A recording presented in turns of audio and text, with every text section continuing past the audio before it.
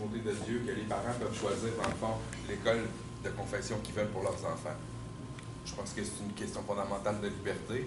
Moi, personnellement, je suis agnostique, mais si j'avais des enfants, j'aimerais ça peut-être qu'ils soient comme initiés à toutes les cultures possibles, initiés à toutes les religions possibles. T'sais, pas juste celle que, dans le fond, on vit. On parle très peu d'hindouisme, on parle très peu de bouddhisme. Ici, c'est généralement les juifs, les islamiques, puis l'islam, tout ça. J'aimerais aussi qu'on parle des guerres qu'il y a eu entre les religions, pour comprendre à quel point, parce que c'est historique, là. Les croisés, dans le fond, ils allaient taper des...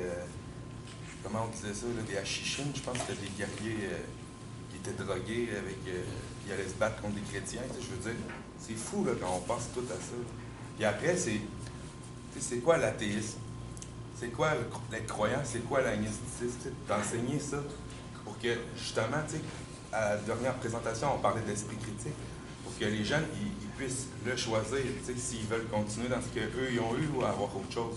Parce que sans cette éducation-là, comme vous avez mentionné, je pense qu'on n'a pas toutes les notions qu'il faut pour être capable de pouvoir s'orienter dans tout ça. Parce que c'est assez complexe. Mais aussi, d'analyser ce qui se fait de bon, pas juste de regarder ce qui se fait de mauvais, parce que souvent, tout ce qu'on nous parle de la religion, c'est vraiment assez négatif. Et il y a des gens qui sont sortis de l'enfer du crime, de l'enfer de la drogue à cause de la religion. Il y a plein de volets. Il n'y a pas seulement, genre... Parce que des fois, on nous restreint à qu'est-ce que telle religion, puis c'est très informatif, puis c'est... Moi, je pense qu'il faut regarder tout ça. Je ne sais pas ce que vous en pensez, mais là, ce serait intéressant de revenir à... Parce que là, tu dis, c'est important comme parents que nos enfants connaissent les religions. Oui. Mais toi, je te caricature, pas juste toi, là, mais ta position dirait, mais non, la religion, c'est une autre époque. Parce que la religion, c'est quelque chose qui existe depuis tellement longtemps. Je trouve ça le fun de savoir que c'est quoi les différentes religions. Moi, j'abolirais peut-être pas ça non plus, mais peut-être que je ferais ça en cours à option. Parce que moi, au cégep, on m'a mis ce cours-là, religion, je ne l'avais pas choisi, puis je l'ai commencé à reculons, mais ça faisait un survol de toutes les religions, puis j'ai vraiment trouvé ça intéressant. Mais c'était pas un cours qui me disait « fais pas ci, fais pas ça dans telle religion », tu sais, ça m'expliquait les différentes religions. Donc la dimension historique, pas historique, mais comme un culturelle, de comprendre dans le fond le rôle que les religions ont joué dans la culture d'aujourd'hui, pourquoi certaines valeurs, parce que c'était dans... Enfin, c'est fascinant, vous le savez, là, que l'Ancien Testament, il est reconnu à la fois par les Juifs, les chrétiens et les musulmans. Donc il y a une unité là dans la culture fondamentale quand on remonte à ce texte-là. Quand on va vers le Nouveau Testament, le Coran, et ça c'est différent, mais il y a une base commune qui fait partie de notre histoire, de notre culture. Et donc on peut s'intéresser aux religions sans la dimension croyance et foi. Je ne suis pas croyante, mais ça m'intéresse de mais tu reconnais, c'est ça, tu reconnais la dimension culturelle. Qu'est-ce qui font que les autres y croient autant? J'aime ça, mais non, je ne crois pas en Dieu, mais j'aime ça savoir. C'est comme, c'est être cultivé, là, c'est plus la... Connaître sa culture, d'où on vient. Nos grands-parents étaient tous catholiques, là, c'est le fun de savoir qu'est-ce qui s'est passé avant nous. Est-ce qu'il y en a d'autres comme ça qui sont athées, mais qui trouvent que c'est important pour la culture de connaître son histoire? Oui, préparer. Oui? Parce qu'on croit pas en quelque chose, on ne peut pas s'intéresser à la façon dont les autres y croient, puis pourquoi ils y croient. S'ils s'accrochent à quelque chose, puis que pour eux autres, c'est des révélations, puis que c'est à cause de ça qu'ils, je sais pas comment dire ça, mais qu'ils accordent beaucoup d'importance à ça, puis que nous, non. Mais moi, je trouve ça intéressant de savoir pourquoi, puis de vivre là-dedans. Là, on vit avec tout le monde qui sont hyper catholiques, puis je veux dire, juste les générations avant nous autres. Donc vous pensez que c'est possible de parler objectivement d'une religion, comme on parlerait d'une culture, sans... C'est un peu ce que le monsieur de Loyola, lui, il n'y croyait pas trop, là, en disant on ne peut pas enseigner de façon neutre les religions. C'est ça que vous avez compris Il n'y a pas tort, parce que la neutralité pure n'existe pas. Il va toujours avoir un biais. Il n'y a pas totalement tort non plus. C'est une possibilité de donner un cours en essayant d'avoir la neutralité le plus proche possible, du moins. Moi, j'ai eu un cours au cégep des 3 grandes religions monothéistes, puis je veux dire, moi, mon prof, personnellement, il était vraiment dans une branche précise du catholicisme, puis jamais on l'a senti quand il nous parlait des musulmans ou quand il nous parlait des juifs, ou peu importe. c'était vraiment, même à la fin du cours, on lui a demandé, là, on lui a dit, vous êtes de quelle confession, parce qu'on n'était pas capable de déduire, parce que quand il nous parlait du judaïsme, ben justement, on était comme, OK, il doit être juif. Puis là, quand il vient de parler des musulmans, c'est du crime, c'est que tu convertis à l'islam et tout. Mais, tu sais, c'est un petit monsieur tout... tu sais, même à la fin, on s'est dit crime, finalement, il n'y a pas de religion, mais finalement, ouais. Je pense que c'est possible, c'est juste la manière de l'amener, puis je pense que, comme Stéphania l'a dit, ben, c'est pas parce qu'on croit pas quelque chose qu'on devrait pas être curieux de cette chose-là, puis de justement, comme ça, qu'on vit pourquoi les autres y croient. Ouais. Mais en même temps, comme vous l'avez dit, les religions, c'est aussi le radicalisme, c'est les guerres, c'est dans notre histoire, les guerres de religion, vous l'avez dit, ou quelqu'un l'a dit en tout cas, ouais, c'est ça. C'est quand même les guerres les plus terribles qui ont eu lieu. La religion, elle, ben oui. Oui, non, je faisais pas ça pour ça, mais tu sais, je veux dire, il y a des guerres dans tout, là. Je veux dire, on peut pas s'empêcher, je veux dire, on peut pas commencer à dénigrer une religion par rapport à ces guerres, parce que je veux dire, le catholicisme en a eu, le judaïsme en a eu, l'islam en a, des sectes en ont, je veux dire, puis je veux dire, il y a des guerres aussi pour des armements, il y a des guerres pour de pétrole. Fait que, mais ce que je veux dire, c'est qu'il y a des positions qui disent qu'il y a un tel potentiel d'extrémisme et de rejet dans tout ce qui est religieux qu'il faudrait mieux l'écarter de l'école même. C'est la position du mouvement laïque, par exemple, qui voudrait carrément abolir toute mention même de la religion dans une école de type républicain, dans le fond, qui ne ferait pas de différence culturelle. Je vous laisse continuer. Non, en fait, on a réalisé un petit sondage auprès d'une trentaine de personnes environ, afin d'avoir leur avis sur le cours d'éthique et culture religieuse. Fait qu'on a fait ressortir les résultats qui étaient, selon nous, les plus significatifs. Puis, je tiens à préciser qu'on a fait ça, quand même dans un éventail d'âge. Il y en avait qui étaient âgés entre 20 à 30 ans, mais il y en avait beaucoup aussi qui venaient de faire le cours, donc c'était frais dans leur mémoire. Des plus jeunes, fait qu'on a vraiment touché un peu à une tranche d'âge plus vaste. Donc, la plupart qui ont suivi le cours l'ont trouvé fortement intéressant. Par contre, ils ont trouvé aussi que c'était très répétitif. Puis, comme mademoiselle le disait tantôt, ça varie d'un professeur à l'autre. Au début du programme, il y avait des difficultés, mais là, c'est en train de s'adapter. La majorité n'est pas souvent en contact avec d'autres religions, ce qui fait qu'on peut se demander est-ce que c'est vraiment efficace. La majorité des répondants. Presque la totalité trouvait que le cours devait rester obligatoire, ce qui est une bonne chose. Par contre, il y a 96% qui ont affirmé qu'il était nécessaire d'en connaître plus sur les autres religions après le cours. Donc, il y a peut-être justement des petits manques à ce sujet, à ce niveau-là.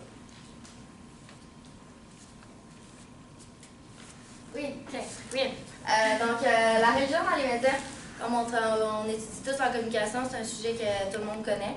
On sait avec les priorités qui ont changé dans le monde du journaliste médiatique ou écrit, c'est pas avantageux pour les religions. On sait que c'est des priorités vraiment plus un peu à l'argent et d'attention, donc ça amène de la dramatisation.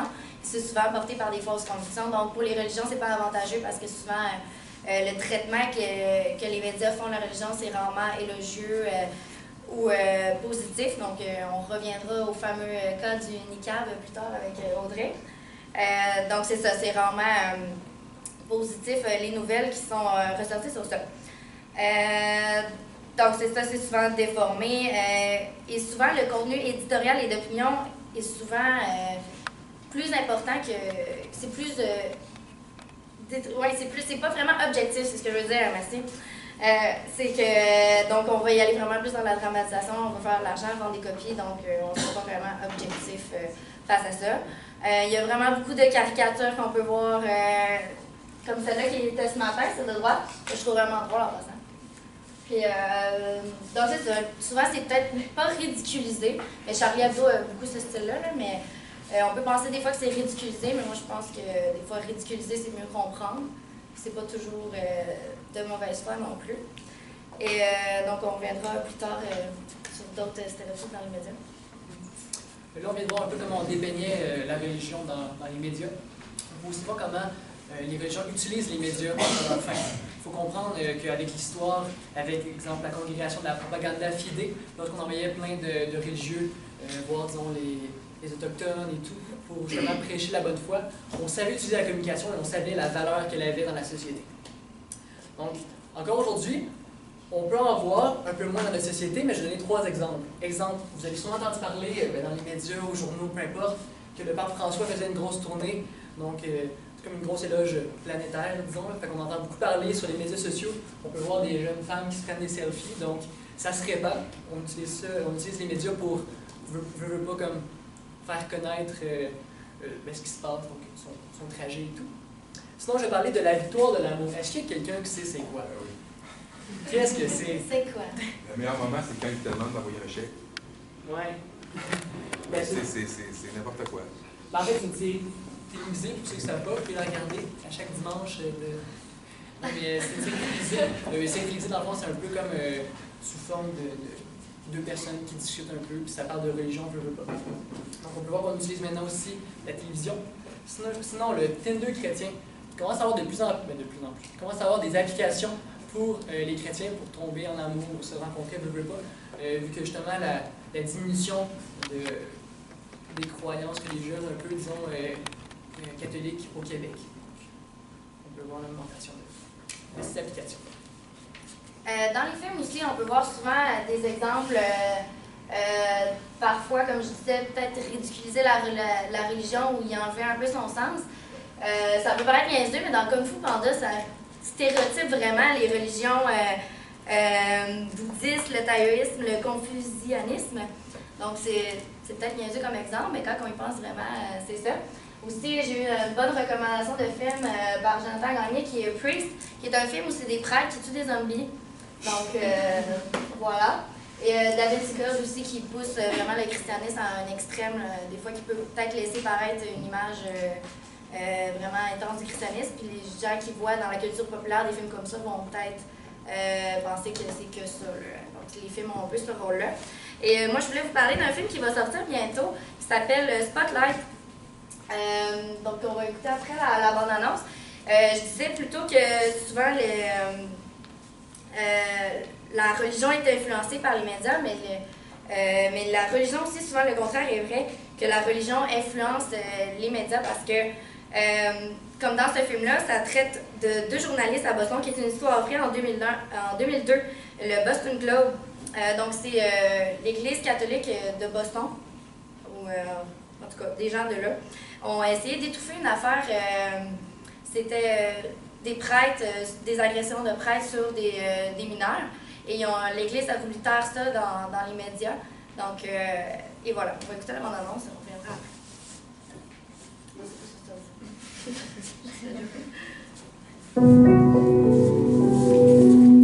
I know there's things you cannot tell me, but also know there's a story here. I think everybody will hear about it. Do you think your paper has the resources to take that on? I do. Do you? The Boston priests molested kids in 6 different parishes over the last 30 years. The church found out about it and did nothing. We haven't committed any long-term investigative resources to the case. No, we haven't. And that's the kind of thing your team would do. Spotlight? Guys, listen. Everybody's going to be interested in this. Obviously, the church will fight us very hard. Try to get some background information. I don't want you recording this in any way, shape, or form. Nothing. We understand you've settled several cases against the church. I can't discuss that. There aren't any records of any of these settlements. No. When you're a poor kid from a poor family, and when a priest pays attention to you, it's a big deal. How do you say no to God? Spotlight. You think you've got something? I want to keep digging. We need to focus on the institution. Show me that it came from the top down. I'm trying to silence anyone who speaks out. You leave me alone, you hear me, goddammit? 6% act out sexually. 6% is 90. 90 priests. If there were 90 of these bastards, people would know. Maybe they do. You're going to give me the names and the names of their victims. Are you threatening me? I was doing my job. Yeah, you and everyone else. I am here because I care. We're going to tell this story. We're going to tell it right. I'm hoping we can keep this between us until we all get on the same page. Is that why we're here, to get on the same page? We've got 2 stories here. A story about degenerate clergy and a story about a bunch of lawyers turning child abuse into a cottage industry. Which story do you want us to write? Because we're writing one. I'm not crazy. They control everything. This is not just Boston. It's the whole country. It's the whole world. They knew, and they let it happen. It could have been you. It could have been me. It could have been any of us.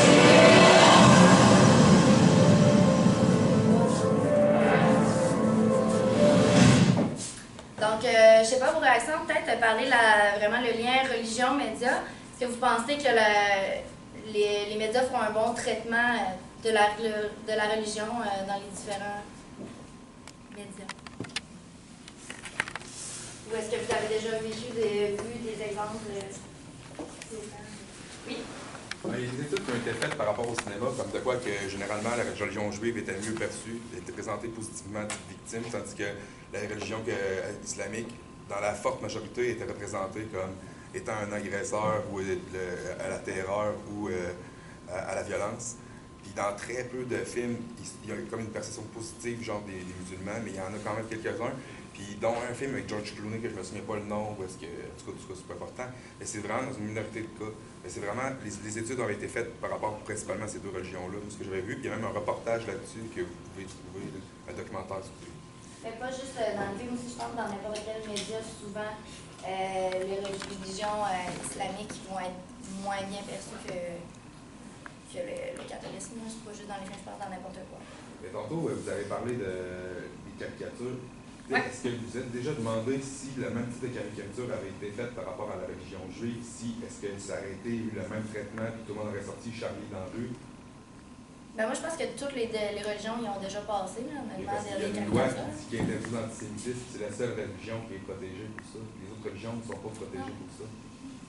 Intéressant. Ben, merci de m'en informer. Dans le fond, ma question, c'est est-ce que vous êtes déjà interrogé sur si ça avait été fait sur la religion? Parce que sur le catholicisme, des caricatures comme ça passe plus. Mais quand il y a comme des commentaires des fois qui sont faits seulement d'un point de vue critique envers la religion juive, c'est souvent associé à de l'antisémitisme. Est-ce que vous aviez comme réfléchi à ça? Non, on ne s'est pas intéressé à ce point-là. Parce que c'est par rapport aux perceptions que c'est important. Oui, ben non, on ne s'est pas intéressé à ce point-là, mais c'est vrai que c'est très intéressant. Quelqu'un l'ajoute dans le Framapad, n'est-ce pas, Thomas? C'est vrai que c'est toujours une question de perception aussi. Il n'y a aucune forme de discrimination, de haine qui est bonne. Mais Charlie Hebdo est bon aussi là-dedans pour vraiment venir puncher des fois avec des caricatures assez salées. Là. Mais c'est sûr que tant que ça fait réagir, que ça fait parler, ça fait juste plus connaître la région, ça fait démystifier les régions comme on parlait, que c'est important. Ça fait vendre des copies aussi. Ça vend des copies, toujours l'élément important comme je disais plus tôt. C'est pour ça que ça informe les gens sur qu'est-ce que la religion fondamentalement. Ouais. Voilà. On passe au prochain point. Mais ici, on parle dans le cinéma québécois aussi, c'est encore très présent. Ici, on a 3 affiches de films dont le thème principal est la religion. C'est des films qui sont récents. Pour l'amour de Dieu de Micheline Manteau date de 2011, les 2 autres datent de 2014. Donc, la religion, c'est juste pour montrer qu'au Québec, la religion est encore super traitée dans la culture, dans le monde artistique. Puis, juste si on pense aussi à la musique ou au théâtre, par exemple, Michel Tremblay, toutes ses œuvres avaient vraiment une teinte religieuse. C'était vraiment un sujet qui était traité beaucoup. Puis, c'est ça, en fait, c'est une partie qui est importante de notre culture. C'est quelque chose qui se remarque beaucoup dans la sphère artistique québécoise. Jésus de Montréal, quand même un des grands films québécois. Puis, côté culture, il y a eu des changements dans les années 80. Les gens ont arrêté de pratiquer en tant que tel. Il y a beaucoup de Québécois qui s'associent encore au catholicisme, mais ils ne pratiquent plus comme avant. Ils n'ont plus besoin de prêtre, ils n'ont plus besoin d'aller à l'église. Ils ont juste, en fait, ils s'associent ou simplement ils deviennent athées. Puis, on fête toujours les fêtes religieuses, mais pour nous, les fêtes religieuses, je parle pour la plupart évidemment, c'est plus une occasion maintenant de se rassembler, plus une occasion de passer du temps avec nos amis, avec notre famille, plutôt que, par exemple, à Noël, de fêter la naissance de Jésus.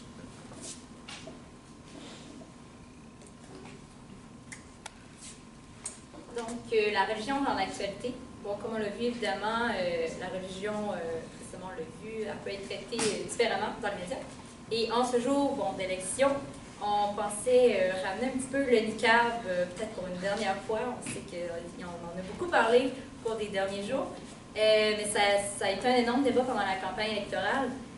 Juste pour mettre en contexte ceux qui n'auraient pas entendu parler, le débat a commencé quand la Cour d'appel fédérale a refusé la demande du gouvernement conservateur qui demandait d'invalider le jugement qui autorisait une jeune d'origine pakistanaise à prêter serment à la cérémonie de citoyenneté, mais avec le visage voilé. Donc, on a refusé cette demande-là au gouvernement. Et depuis ça, le débat, l'enjeu du niqab est parti de tous les bords. Et dans les médias, on en a parlé énormément. Et ce qu'on voulait peut-être avoir vos opinions concernant le débat, concernant aussi les médias, donc comment on a traité un petit peu la religion et tout ça. Donc, on se demandait, est-ce que, selon vous, les médias ont une grande part de responsabilité sur le débat du niqab dans les médias? Est-ce qu'il s'agit peut-être pour vous d'une stratégie politique? Qu'est-ce que vous pensez, en fait, du traitement médiatique qui a été fait de tout ça? Ou même juste sur cette religion, sur le niqab? Qu'est-ce que vous en pensez? C'est sûr qu'étant donné que c'est arrivé en pleine période électorale, ça a été utilisé par Harper principalement. Il a vraiment joué sur la peur. Je trouve ça juste plate parce que c'est quelque chose qui a été tiré en dehors de ses proportions. Ça n'a pas eu besoin d'être aussi important que ça. Puis ça aurait juste pu être réglé entre adultes de façon mature, en fait. Puis ça a juste été utilisé, puis ça joue sur la peur de l'espèce de perte de culture à cause de 5 personnes. Mais même, je crois que c'est encore plus précis que ça. C'est une affaire de règlement. Ils auraient pu faire simplement un changement de règlement au lieu d'amener ça dans les médias. Donc c'est véritablement une stratégie d'instrumentalisation du niqab par le gouvernement qui aurait pu, j'ai lu un article, je ne sais pas si vous l'avez lu là, qui aurait pu régler tout ça, un règlement comme 1001 affaires sont réglées. L'élection est une belle façon d'amener un débat pour justement se positionner. Ça a été quand même un élément majeur aussi. Mais je trouve ça juste triste et que. Personnellement, je trouve que ça n'a pas sa place. Il y a beaucoup d'autres choses qui devraient être réglées avant, comme 5 femmes au Canada qui portent le niqab. Ça, c'est mon opinion personnelle.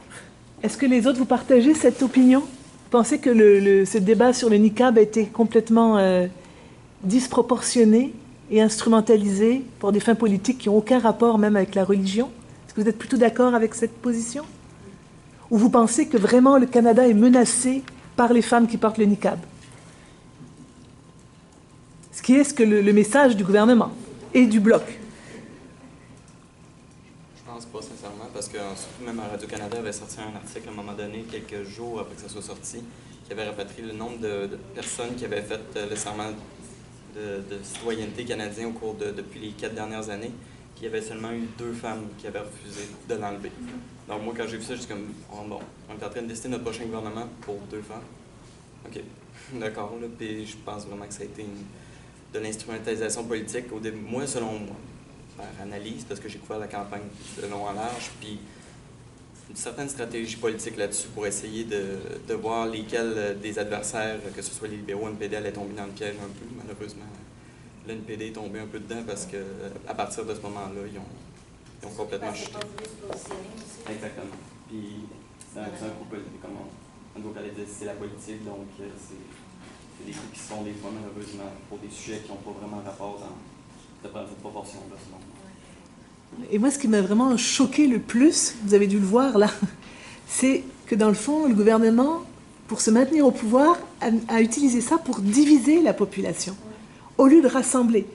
C'était tellement le cœur de notre sujet, je ne sais pas si vous l'avez vu dans cette actualité, qu'un gouvernement qui, normalement, devrait avoir une posture d'État, tellement affamé de pouvoir, qui joue sur les instincts les plus négatifs, les plus...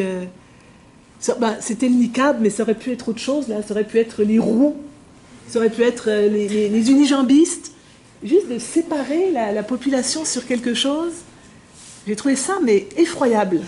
Plus que triste, là. effroyable. Il disait en plus qu'il ne se divisait pas parce qu'il vantait que une grande proportion de la population était d'accord avec sa position. On dit, je divise pas, justement, je parle d'un sujet qui préoccupe. Mais justement, est-ce que vous êtes plutôt d'accord? Vous pensez que le niqab pose un danger au Québec? Est-ce que vous êtes d'accord avec ce raisonnement-là? Là, je ne parle pas, vous pouvez voter bloc ou conservateur, là, je veux dire, ils ont le même point de vue. Vous avez le droit de ne pas être d'accord avec moi, là. C'est ce que le projet de loi pour interdire, et même la charte des valeurs, c'était la même chose. C'est de dire qu'il y a un danger pour l'État si on permet que des personnes portent des signes ostentatoires religieux alors qu'ils sont au service de l'État, etc. Donc il y a une menace. C'est pas une menace, parce que je veux pas prendre la place à madame, par contre. Oh non. Bon, on va dialoguer. Voilà. Ah, c'est moi qui commence, ok. Je pense pas qu'il y a de danger, mais je pense qu'il y a une différence entre un hijab et un niqab aussi. Je pense que là, la distinction au niveau des médias, je trouve qu'elle a vraiment été mal faite, personnellement. Le niqab puis le hijab, c'est pas du tout la même chose. Je veux dire, on le voit juste physiquement, puis je veux dire, qu'est-ce que ça l'amène aussi comme message par rapport à la femme, par rapport à la culture, par rapport à comment la vision de la femme dans cette culture-là. Donc, est-ce que le signe ostentatoire en tant que tel est un danger pour la société? Non. Personnellement, c'est mon opinion. Je veux dire, si on est rendu à avoir peur de des signes ostentatoires, ben on est vraiment rendu dans le marde, excusez mon langage. Mais, c'est ça. Donc, toi, tu ne vois pas de... Et qu'est-ce qui voit plus un... Toi, tu vois plus un... C'est pas une question de danger, c'est que là, vous avez deux sujets. Vous avez un, est-ce que c'est dangereux qu'il y ait des gens qui portent des niqabs pour aller voter puis faire des assermentations? Puis, est-ce que quelqu'un qui représente l'État doit avoir le droit de porter des signes ostentatoires? C'est deux enjeux qui sont complètement différents. Le deuxième, je veux dire, c'est quelqu'un qui représente l'État. Je veux dire, qu'il y ait un anneau parce qu'il s'est marié, peu importe la confession, c'est tolérable. Mais qu'il y ait quelque chose dans le cou qui exprime, qu'il y ait un T-shirt Iron Maiden, ça n'a pas sa place. Je veux dire, OK, pour toi, c'est... Il représente l'État est laïque et neutre, OK. Donc faut être conséquent. Il a le droit de faire ce qu'il veut, tu sais, je veux dire, mais... Ouais. Sauf que quelqu'un qui porte un T-shirt Iron Maiden, c'est parce que ça le tentait le matin, alors que pour une femme, porter ce voile, c'est autre chose. Pas. La question, c'est qu'il représente l'État. Puis quand on représente l'État, dans le fond, là, on a fait une guerre pendant je ne sais pas combien de temps parce qu'il y avait un code vestimentaire. En gros, c'est ça. Moi, je l'aperçois comme ça. Maintenant, est-ce que ça, c'est dangereux? Il n'y a rien de dangereux là-dedans. Donc, il n'y a personne pour qui ça a compté dans son vote parmi vous, là. Vous êtes... vous avez... Oui, vas-y. C'est pas pour moi, là, mais en fait, moi, je suis allée chez une amie qui, elle, me disait moi, je ne m'informe pas sur la politique, tout ça, mais je vais regarder le débat des chefs. Puis ça, j'ai demandé un peu, j'ai dit, le débat des chefs, est-ce que ça t'a avancé à quelque chose? Puis elle m'a dit, moi, je voulais voter LBD, mais là, il est d'accord avec les histoires de niqab et tout ça, fait que je voterai pas pour eux. Il y en a qui se sont qui ont arrêté leur vote à ça. Qui ont arrêté leur vote à ça, oui. Ouais. C'est un indice de la profondeur de la culture politique qu'on a en société. Ça nous donne qu'on ne va pas dans le profond et qu'on reste en surface aussi. Parce que si on regarde d'un point de vue, mettons le niqab, les gens qui financent des partis, là, en quoi ça va être un enjeu important? Généralement, c'est des entrepreneurs, c'est des gens qui... En quoi le niqab, ça va être un enjeu? Quand on va dans la plateforme politique des différents partis, c'est pas ça là, qui va faire une différence sur les financements. Puis on s'entend que le financement, c'est une arme de la guerre.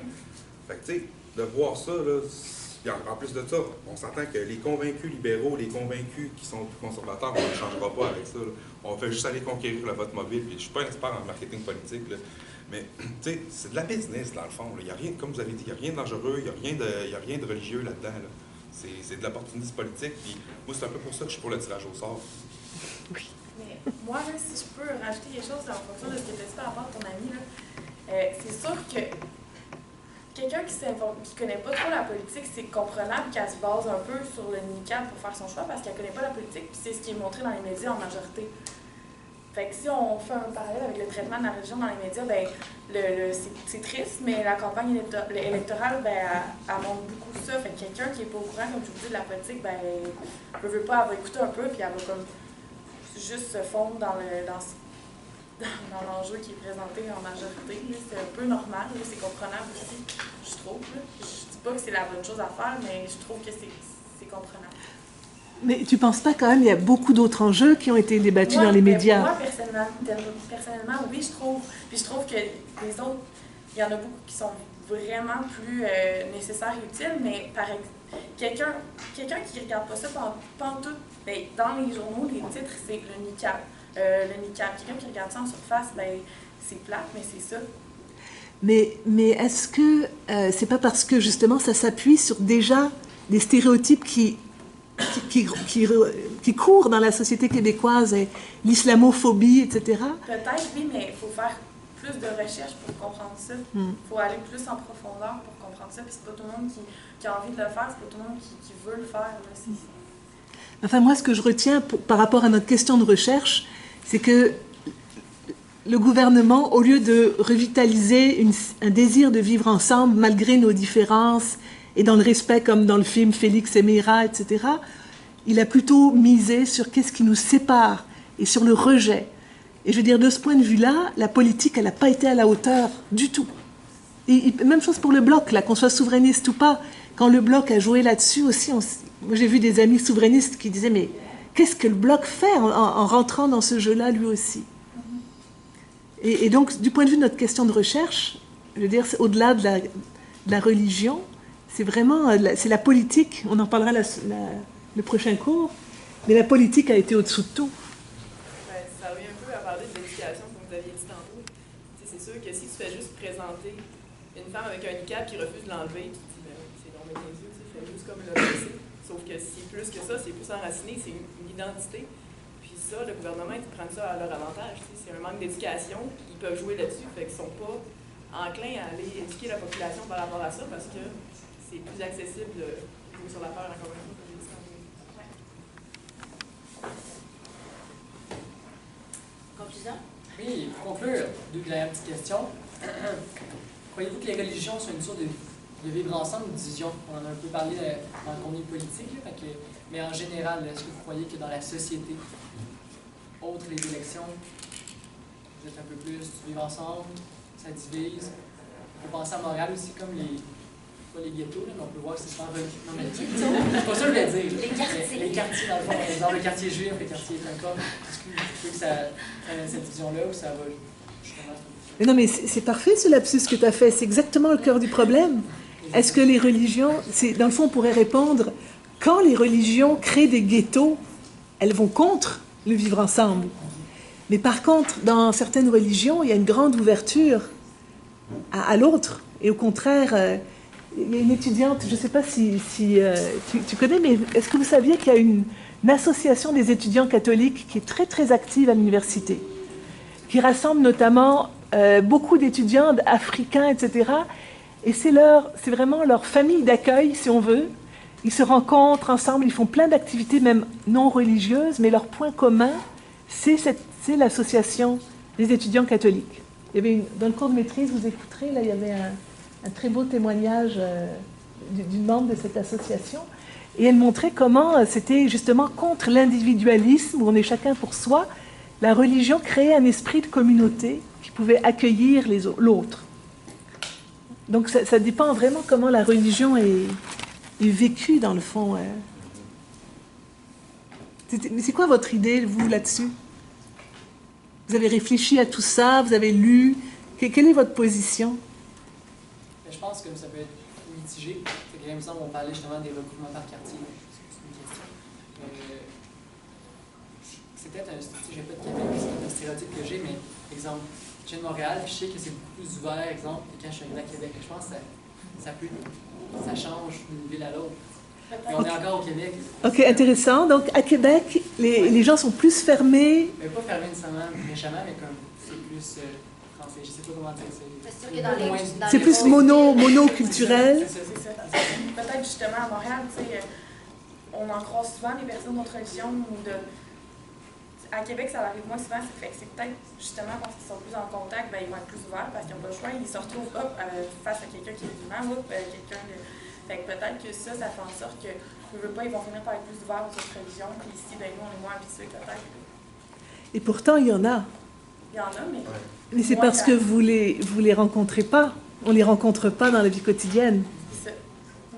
Pourtant, il y a des organismes Ça, peut-être vous pourriez en parler. Il y a des organismes le Centre multiethnique de Québec, il y a toutes sortes d'organisations dans lesquelles vous pouvez aller faire du bénévolat, n'importe quoi, et rencontrer des gens de toutes les religions, là. Mais c'est inconnu, ça. Moi, je n'étais pas au courant nécessairement qu'il y en avait beaucoup, là. Fait on est moins porté à penser qu'on en croise et qu'on en côtoie. Ça, c'est méconnu. Et, oui? J'allais conclure sur un exemple. J'ai fait un travail justement avec quelqu'un qui venait d'arriver d'Afrique.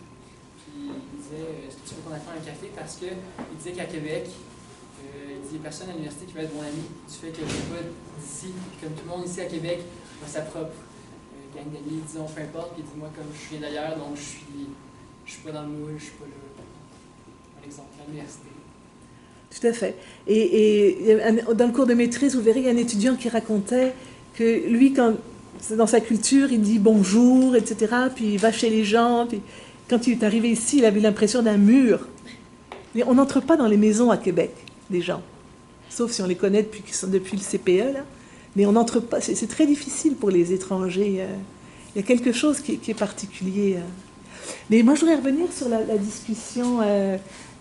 de tout début, la réaction instinctive de, je ne sais pas ton prénom, Anne-Marie. Est-ce que, et c'est une question que j'ai posée dans le groupe Facebook, parce que c'est revenu tout le temps aussi dans l'exposé des maîtrises, est-ce que le problème, c'est plus le pluralisme religieux, c'est-à-dire une religion qui ne tolère pas une autre, etc., ou bien est-ce que c'est une incompréhension entre l'athéisme, ou même la laïcité, et le fait d'appartenir à une religion? Quel est le plus grand problème? Parce que tout de suite, vous avez parlé de la religion parce que vous étiez dedans, etc. Mais tout de suite, on peut dire, mais dans le fond, on s'en fout de la religion. Je veux dire, la religion, c'est nos grands-pères, c'est nos affaires, c'est pas la vie, là. On pourrait avoir cette réflexion-là et avoir une incapacité de comprendre et de respecter que l'autre qui est différent de moi éprouve vit la foi, etc. Parce qu'on n'a jamais été élevé là-dedans, et bon.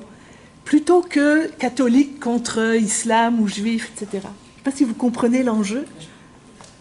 Je pense que c'est un peu tout le monde devrait développer ça. Exemple, si on est les seuls à travailler dans un bar et que les personnes arrivent ici et qu'eux sont fermés, exemple, pas un stéréotype, mais les islamistes ont un caractère conquérant, on peut dire, sont assez... exemple, ma mère travaille dans la francisation avec des jeunes qui étaient avec justement une pluralité, disons, religieuse.